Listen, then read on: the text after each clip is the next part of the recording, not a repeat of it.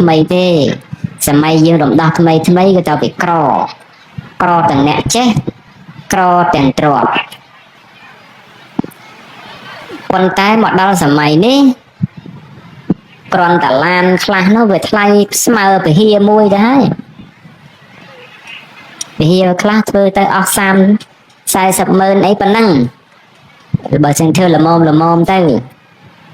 មិនសូវធំអីចឹងទៅណាឡានគេខ្លះមួយដល់1លានទេណោះ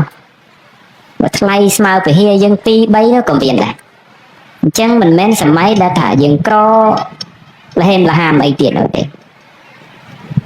បិទតែអ្នកខ្លះនៅមានកម្រិតមែនជីវភាពប៉ុន្តែក៏វាមិនដល់ថ្នាក់ថា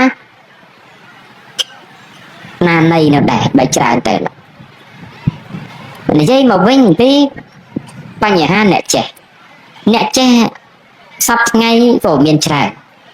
ណែស្ថាបត្យកម្មគូប្លង់អាសេតិច